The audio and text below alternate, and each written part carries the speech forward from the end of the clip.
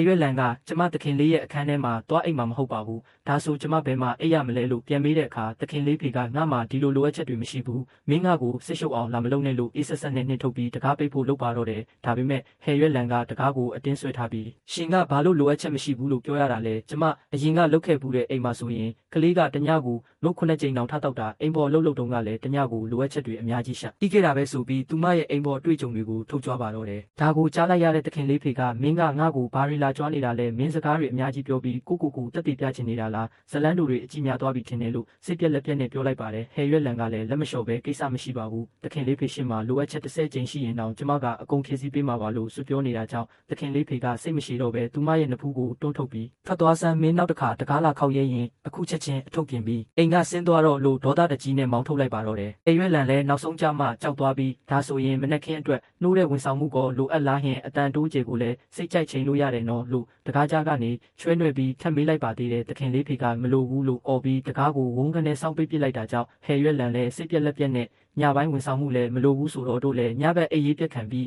းအချိန်ပိုဆင်းစရာမလိုတော့ဘူးပေါ့သခင်လေးကတကယ်ကိုကျင်နာတတ်တဲ့အလုပ်ရှင်ကောင်းတစ်ယောက်ပဲဆိုပြီးဂျီနက်ကရေမောနေပါတော့တယ်နောက်တနေ့မနက်မှာတော့သခင်လေးဖေကအဝတ်စားလဲပြီးအောက်ထပ်ကိုဆင်းလာခဲ့ပါတယ်အိမ်ထိန်ဦးလေးကြီးကသခင်လေးတမင်တက်ရှုံးအောင်လုပ်ဖို့ပစိဖိတ်သမုဒ္ဒရာတွေကရေတွေကိုမော်တာနဲ့စုပ်ထုတ်မဲ့ပင်လယ်စာရောင်းဝယ်ရေးစီမံကိန်းအသစ်မှာရင်းနှီးမြှုပ်နှံလိုက်တာလေအဲ့ဒီကုမ္ပဏီကသုတေသနအဖွဲ့ကအခုပင်လယ်နယ်ထဲမှာသုံးလို့ရတဲ့ဖိအားတံခံပစ္စည်းအသစ်တွေကိုတကယ်ထုတ်လုပ်နိုင်သွားတယ်လို့လာရောက်သတင်းပို့ပါတယ်ဒါတင်မကပဲအဲ့ဒီစီမံကိန်းကိုနိုင်ငံတော်အဆင့်အတိမတ်ပြုအဖွဲ့ကပါသဘောကျသွားတာကြောင့်ကုမ္ပဏီရဲ့တန်ဖိုးကအစ100တောင်ထက်တက်သွားခဲ့ပါတယ်သခင်လေးဖေကတော့ဖေမီသားစုကိုပြိုလဲအောင်ပဲလုပ်ချင်တာဖြစ်လို့ငါကဖေမီသားစုကိုပဲဖျက်ဆီးချင်တာဘာလို့ဒီလောက်တောင်ခက်ခဲနေရတာလဲဆိုပြီးစိတ်ညစ်သွားရှာပါတယ်အဲ့ဒီအချိန်မှာပဲအောက်ထပ်လေကားကနေဟယ်ရွက်လန်တယောက်အိမ်ဖော်ဝစ်စုံအစ်စ်လေးဝတ်ပြီးလေကားလက်ရန်တွေကိုတေချာပုတ်တိုက်တန့်ရှင်းရေးလုပ်နေတာကိုသခင်လေးဖေမြင်တွေ့လိုက်ရပါတယ်ဟယ်ရွက်လန်ကသခင်လေးဖေကိုကြည့်ပြီးချိုတာတာလေးပြုံးပြလိုက်ပေမဲ့သခင်လေးဖေကတော့သူမဝတ်ထားတဲ့ဝစ်စုံကိုစူးစိုက်ကြည့်ပြီးမင်းကိုဒီလိုဝစ်စုံမျိုးဝတ်ဖို့ဘသူကခွင့်ပြုလိုက်တာလဲလို့အေးဆက်ဆက်နဲ့မေးမြန်းလိုက်ပါတော့တယ်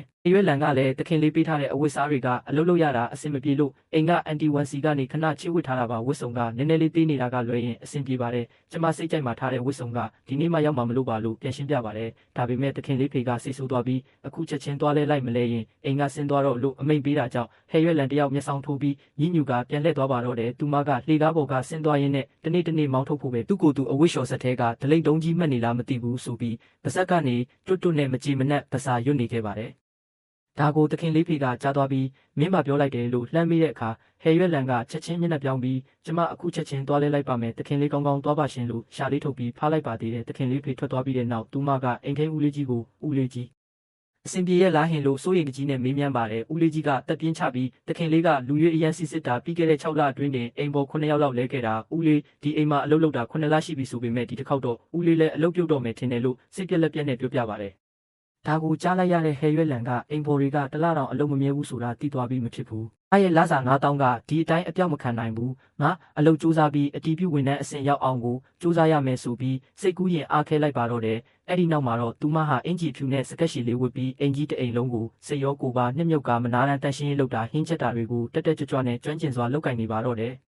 သူမရဲ့တရှိရေးကစစ်ဆက်လုံးလို့အိမ်ကတခြားအလုပ်သမားတွေတောင်ဒီအိမ်မှာငါတို့ပြင်ရမယ့်အရာတွေတခုမှမရှိတော့ဘူးကျန်းပြင်ပေါ်မှာသပင်တပင်တောင်မကြံအောင်တန်ရှင်းတာငါတို့လည်းအလုပ်ပြုတ်တော့မှာပဲဆိုပြီးအံ့အောင်စိတ်ပြက်နေကြပါတယ်တနေ့မှာတော့သခင်လေးဖေကအပြင်ကပြန်လာပြီးအိမ်ထဲကိုဝင်လာတဲ့အခါအိမ်ထိန်ဦးလေးကြီးကသခင်လေးဖေရဲ့အနောက်ကနေလိုက်လာရင်ဟယ်ရွက်လန်ကိုလှမ်းကြည့်ပြီးဟယ်ရွက်လန်မင်းကတကယ်ကိုအိမ်ကတော့ကြီးတယောက်လိုအစွမ်းပြနေတာပဲလို့တိုးလေးချီးကျူးလိုက်ပါတယ်သခင်လေးဖေအခန်းထဲမှာထိုင်နေတဲ့အချိန်မှာဟယ်ရွက်လန်ကသူမကိုယ်တိုင်ချက်ပြုတ်ထားတဲ့အစားအစာတစ်ခွက်ကိုယူလာပြီးသခင်လေးဖေရဲ့ရှေ့မှာလာချပေးလိုက်ပါတယ်သခင်လေးဖေကဒါကဘာလဲလို့မေးတဲ့အခါဟယ်ရွက်လန်ကဒါကတိုင်းရင်းစစ်ဖက်ဝင်ခောက်ဆွဲပါသခင်လေးမနေ့ကသခင်လေးရင်ပြည့်ပြီးနေမကောင်းဘူးဆိုလို့ကျမတီးတန့်ချက်ပေးတာပါမြေးစမ်းကြည့်ပါဦးလို့ပြုံးလေးပြောလိုက်ပါတော့တယ်ဒီမြင်ကွင်းကိုမိဖို့ချောင်းထဲကနေချောင်းကြည့်နေတဲ့စာဖို့မူကြီးကငါတော့လုံးဝမယုံဘူးသခင်လေးဖေရဲ့စားတောက်တဲ့အကြိုက်ကိုသူမကသာစိတ်တိုင်းကြအောင်လုပ်နိုင်ရင်ငါနာမည်ကိုပြောင်းပြန်ရေးပြမယ်လို့ကြွားလုံးထုတ်ပါတယ်တခြားအိမ်ဖို့တယောက်ကလည်းဒီခောက်ဆွဲထဲမှာအသားတစ်ဖက်တောင်မပါဘူးသခင်လေးကဒါမျိုးကိုဘယ်တော့မှစားဘူးလို့လဲဆိုပြီးဟယ်ရွက်လန်ကိုအထင်သေးနေကြပါတယ်ဒါပေမဲ့